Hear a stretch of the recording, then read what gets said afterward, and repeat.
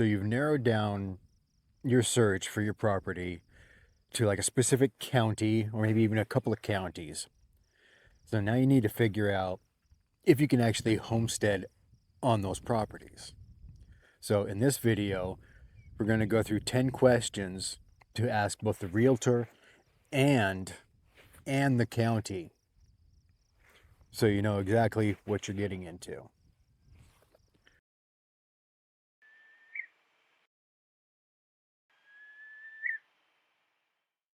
The first question you should ask, even before zoning, off-grid, any of that, is, can I access the property? Is there a legal easement? Because of course you want to stay away from landlocked properties. You want to be able to get there. Technically, our property here does not have direct access to the road. We actually have to go through an easement, which an easement is just, a section of property. Hopefully every property has it that you're looking at, but you can do, a driveway there. If utility company comes in, that's where they put the poles, that's where they put the power, and it gives you access to whatever, road in and out of your property. Even if there's a driveway to your property, a road, but it goes through somebody else's property and it's not a legally registered easement, I would still stay away from it. Because even if you get permission, like, hey, I know this driveway's on your property, I'm going to buy this property, can I still use the driveway? If that person says yes, but something happens, that person sells, they pass away, it gets passed down to the next of kin, they can decide, no, you're not getting access to that property. This is our property. You don't get this driveway anymore. We're using it for something. So generally, if there's not a legally recorded easement, stay away. Unless, of course, you have a helicopter and you just want to fly in every time. And in some areas in Alaska, well, possibly other areas, the only way to get there is a plane or a boat. So I suppose it depends on, that's still year-round access. Nobody can own, a river. You can float the river, you can use a boat going up a river, get access to your property. If that's what you want, that's amazing. That actually does sound pretty amazing. So anyways, we're getting off track. The next question is there utilities at the property? And what are the requirements for the utilities? In a lot of counties and much of the United States, if there's power at the property line, you have to hook up to it. Now, it's not necessarily, a bad thing. You can homestead and still be hooked up to the grid. I mean, it's not detrimental. Just a big part of homesteading is making sure that if something happens, you're prepared. So if you are hooked up to the grid, make sure you have some kind of backup that, can last for days, weeks, months. Get solar with battery backup. Make it so you can flip that main breaker to disconnect from the grid, and you'll be fine. And for the most part, if there's no power at the property line, you typically don't have to worry about hooking it up. During my search for this property, I did come across a couple places where if the power was, see, it wasn't your property, if the power was one property down, then you still had to pay for that power to get brought to your property and you hook up. So once again, just ask if you need to be hooked up to that power pole, to the utility poles. Same thing with the rest of the utilities. Is there a well? Can you drill a well? That'd be a very important thing to know. And then, maybe even research how far down the wells are in your area. In this area, for the most part, they're between, 150 and 250 feet deep. We do have one that is 88 feet over in this direction, and one right behind the camera, this next lot over here, was 485 feet. But I mean, the vast majority around 200 feet. We do live kind of on a plateau, so you get to the edge. That's a little bit deeper, but it is all over the place, and you have to be willing to make those compromises. It's one of the things you compromise on. For us, one thing that we do need to do is that we do need to drill a well and have a producing well in order to get permits for everything else. I mean, we can't build a house, we can't do anything without that well. You know, so it's another thing to ask. Do you have to have a well to get permits, or can you just haul water? What kind of water source do you need in order to get permits, or if you need any water source at all? Same thing with septic. Do you need to do an actual septic system? What septic systems are being used in the area? Can you do a composting toilet if you want to? Incinerating toilet. Incinerating toilets are pretty interesting. All you're left with is just a little bit of ash. So, ash. And speaking of zoning, find out what the zoning is there. The ideal zoning is, well, it toss up depending on what you want to do. For an actual homestead, animals, stuff like that, the ideal zoning is agriculture. Assuming you can actually still put a house on there. And if it's zoned agriculture, you can have your house, you can have as many animals as you want, just basically be a farm. Second best one, of course, is residential. If you're in the country, most of the time there's no restrictions on whether or not you can have animals, chickens, whatnot. Of course, ask about that as well. Even though the local city might have something to say about that as well, so call them, their local town. And during my research, I found a couple of zones where you actually cannot sell anything. You cannot start a business on your property. So if you plan on selling eggs out your front door, you ask and make sure you can do that. Of course, everything else, you for the most part stay away from.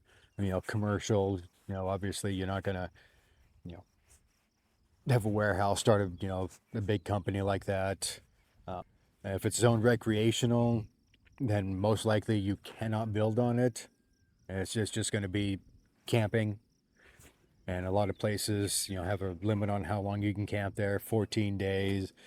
Longest I've seen was 6 months. Then you have to move.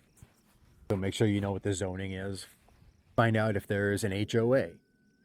Now, I'm not going to say that all HOAs are bad, but for the most part, you should just steer clear of them. HOAs are homeowners associations. They have their own rules and restrictions of what you can do with your own property.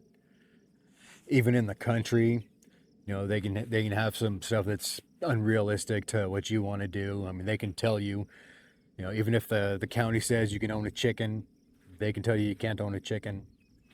So, now not all HOAs are necessarily bad. If you're in the area of the property you're interested in, go ahead and drive through that community, see what the rest of the houses look like, the rest of the properties. When we got here, I mean, it was technically an HOA. It's HOA for years. The person that originally bought this whole area, they set up some ground rules basically. But by the time we got here, even though the HOA was still around technically, we have neighbors who have garbage stacked up in their front yard. It's like bags of garbage. They've needed to take it to the dump for years. And then we have another neighbor that's in love with pallets. They have like stacks and stacks of pallets. So, even though there's an HOA, nothing's really enforced. The only reason why they had it is because we are on a private road, which is another thing.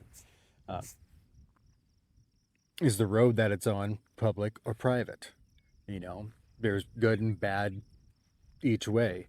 When we first got here, the main county road, they pretty much forgot about us during the winter.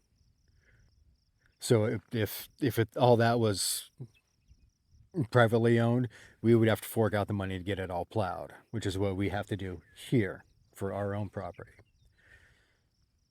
Now, once the county actually put they put a gravel pit out here, and once they actually did that, they actually come through and plow it sometime in the morning. I mean, it's still not plowed by the time I go to work. You know, I go to work at 4 o'clock in the morning.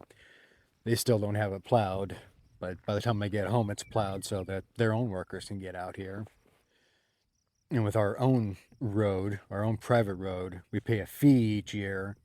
And, you know, it's like potholes are fixed and there's plowing, you know, stuff like that. It's, you know, general maintenance fee, which is really, I don't mind paying it whatsoever. And it's also a good perk about being on a private road. Once you get off that county road and go to the private road, it's all private property. You know, if you say somebody can't be here, they can't be anywhere. They have to stop at that county road. Anything, you know, on the private road, then they're trespassing. So if you value your privacy, that may be something to even look at. Next thing you should do is figure out the title status. You know, the best case scenario is a free and clear title with the warranty deed.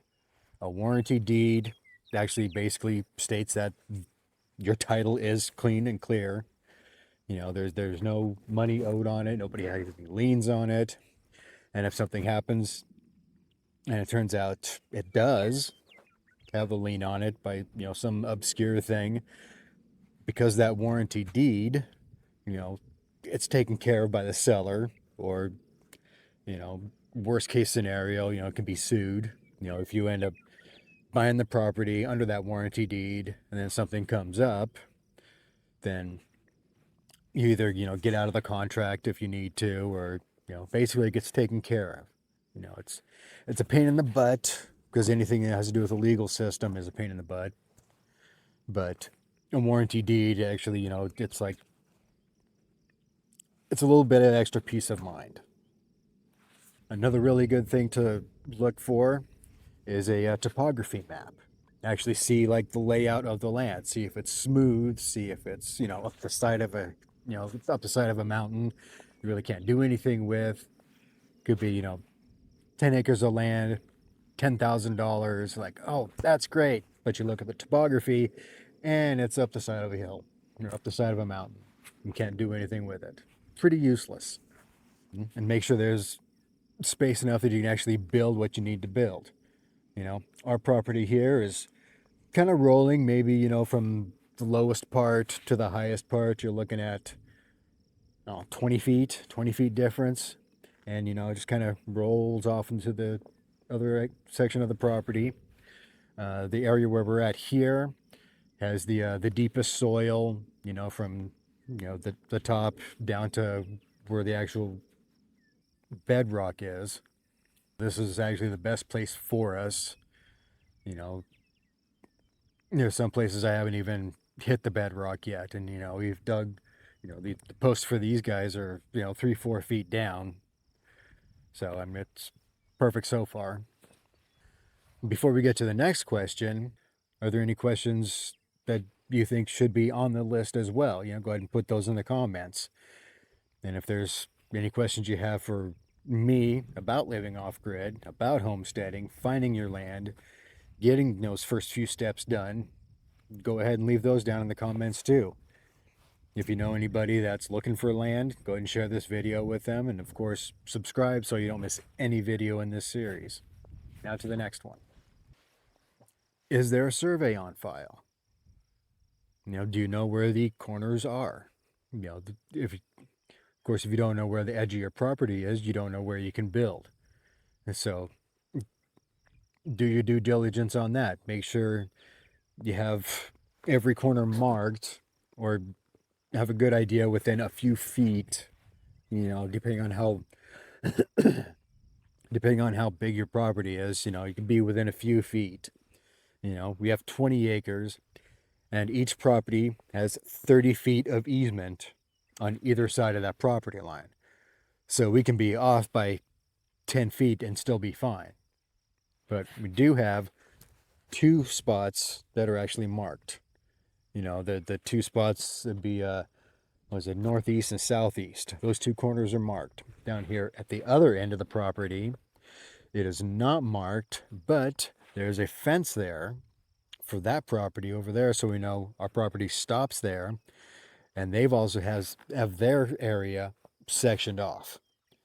You know, they're 20 acres here, 20 acres there, 20 acres there, and you have fences in between them. So we know where that fence meets this fence, that's the corner of our property as well, at least within a few feet. But like I said, there's also 30 feet of easement on either side. So if you can guess, okay, it's right here, and the easement's 30 feet. Once you get to that 30 feet, you're pretty much good to go. The next question you need to ask is, what rights are conveyed with the property to you? You know, make sure you have, you know, mineral rights, water rights, so you can actually dig a well, get some water, and be able to survive out there. You know, you want to make sure you have the mineral rights. When I was researching properties to find this one, I actually found a lot of property in Utah where you can buy the land, but you don't get the mineral rights. Oil companies own those rights.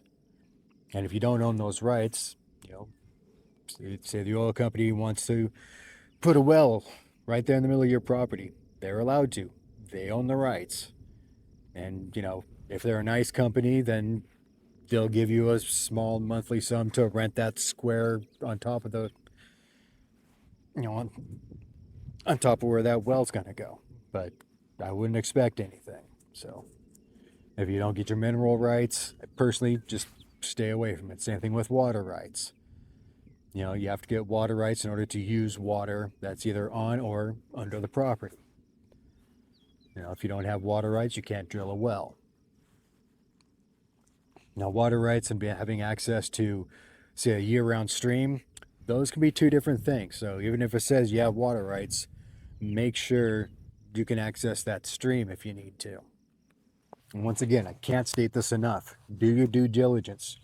Call the county. And when you call them, don't say, hey, can I live off grid? Can I live in a tiny house? You ask questions like, what's the minimum square footage for this, you know, for the zoning? Yes, what's the minimum square footage that you can have on this property?